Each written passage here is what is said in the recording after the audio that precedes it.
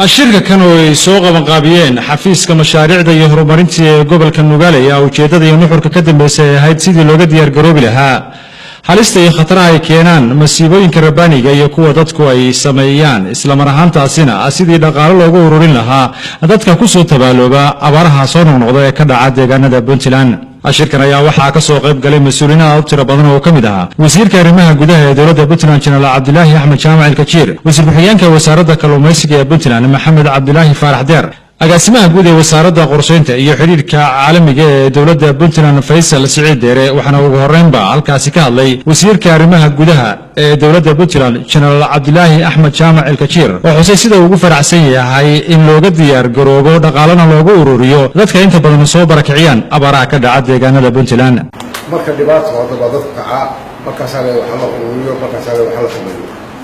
laakiin in laga sii hortago oo marka hore way ku siiyeen ama digaal ama kayd oo adeeday waa wax meesha ku jira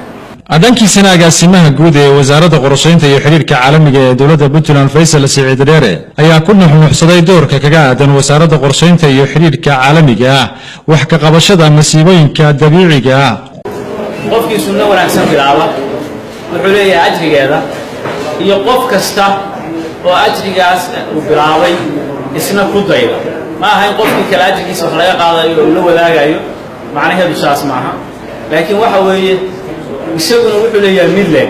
قف كاس وحول سؤالية هاي كي واحد بالعبانة ما دام وارين كي ونحسنا بالعبانة يسوون أجله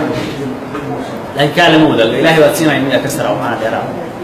gudoomiyaha gobolka Magaal Cabdi Xirsi Cali oo isaguna goobjoog ahaa furitaanka munaasabadatan dhaqaalaha loogu ururinayay dadka ay soo barakiciyaan abaaraha ka dhaca deegaanada Puntland ayaa xusanay tahay wax lagu faraxo in laga tabaabashaysto ka hor intaysan dhicin masiibooyinka rabbaaniga iyo kuwa dadku ay gacantooda ku keensadaan ashirkan ayaa ugu dambeyntii waxaa soo gunaanaday madaxa ama xiriiryaha mashaariicda iyo horumarinta gobolka Magaal Cabdalla Aadan Cade oo isagoo ahayd maskaxdii ka dambeysay abaabulka mashruuca noocan oo kala waxaana Xuseen muddo dheer cilmi baaris ku sameeyeen siyaabaha ugu habboon ee loola baaxaadagi karo dhibaatooyinku ka hor intaysan markaasi dadka galaafan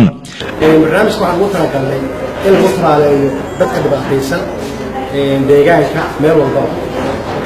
tusaale ahaan waxaa jira dumar fara badan oo haysta ciyaal agoon oo aan fiiga iskuulka iska bixin karin waxaa jira dad xanuunsan oo aan isdaaweyn karin badanaa waxaa dhacday macnaha qof intuu xanuunsaday $50 ama $40 dawadiisu ay tahay laga baqayay ama la siin waayay tii Allah uu tii qofku iska geeriyooday marka dhib fara badan baa dadkii haysta waxaan rajaynayaa in nagala qayb qaataan sanduuqa aad arkaysaan hadda waxa ku qoran waa ka hortagga abaaraha lagu soo noqonay horumarinta gobolka Magaal iyo aqoonta dadka tabaaraysan inta way isugu jiraan hadduu Allah idmo guddigii hore ee abaaraha baa gacanta ku haynay oo lagu biiriyay guddi kale hadduu Ilaahay ka socdo xukuumadda iyo gobolka hadduu Allah waxaan si gaar ah ula hadlayaa runtii waa dumarka waxaan aragnay dumar fara badan oo dumarka ka wanaagsan taa waxaan u leeyahay telefishinada waad ka aragtaa markay abaaraha dhacaan macnaha Soomaaliya meelo ka mid ah dumarka qaar baa dahabkooda dhiga qaar baa faraantiyadooda geliya qaar baa $10,000 sanduuqyada ku rida marka dumarka Puntland waxaad moodaa inay isku haystaan hawlo kale ama ay leeyihiin macnaha saasa laga fiiriyo marka waxaan ku guubaabinayaa dumarka insha Allah taala inay qayb ka qaataan hadduu Ilaahay idmo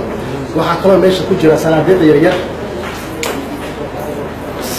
baa ku jirta oo dhowr ah waan ugu talagalnay ciyaal sanaadiiqda arkaysan waa sanaadiiq yaryar waxaan ugu talagalnay ciyaalka yaryar sababta ciyaalka waa in la baraa macnaha hadda warkaas waxaa ku qoran waalidiinta sharafta lahow ku abaan ubadkaaga inuu kaysiga barto taa waxaan ula jeedaa ciyaalkii macnaha 3 kun oo shilin markaad siisaan naca inuu ku soo iibsado kun inuu sanduuqaasi ku rito wuu u badanayaa lacag badan buu u noqonayaa isagaa isticmaalaya